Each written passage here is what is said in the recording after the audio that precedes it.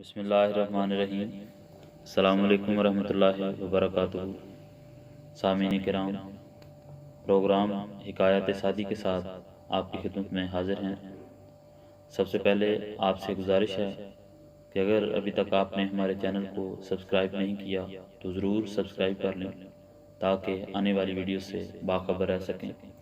نیز اگر آپ کو ہماری ویڈیوز پسند آئیں تو آپ انہیں لائک بھی کر سکتے ہیں اور زیادہ سے زیادہ شیئر بھی کر سکتے ہیں، یا اگر آپ کو تجویز دینا چاہیں تو کمنٹ میں تجویز بھی دے سکتے ہیں۔ تو آج کی جو حکایت ہے یہ ایک بوڑھے اور جوان کے متعلق ہے۔ شیخ سعدی رحمۃ اللہ علیہ لکھتے ہیں کہ دو خراسانی فقیر اکٹھے سفر کر رہے تھے۔ ان میں سے ایک تو بوڑھا تھا جو دوسرے دن کھانا کھاتا تھا، اور دوسرا موٹا اور کڑیل جوان تھا جو دن میں 3 بار کھانا کھایا کرتا تھا۔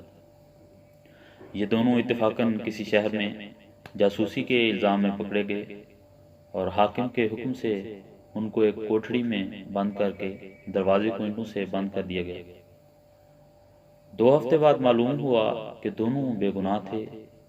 اس پر حاکم نے دروازہ تڑوا دیا، مگر دیوار کھلنے پر لوگوں کو یہ واقعہ دیکھ کر بڑا تعجب ہوا کہ جو موٹا اور کڑیل جوان تھا وہ مرا پڑا تھا، اور جو ضعیف اور لاغر اور بوڑھا تھا وہ ابھی تک زندہ و سلامت تھا۔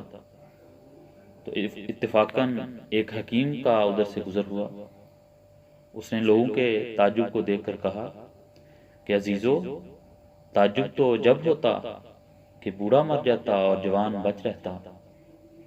جوان بہت کھانے والا تھا، وہ بھوک پیاس کیسے برداشت کر سکتا تھا، لاچار مر گیا۔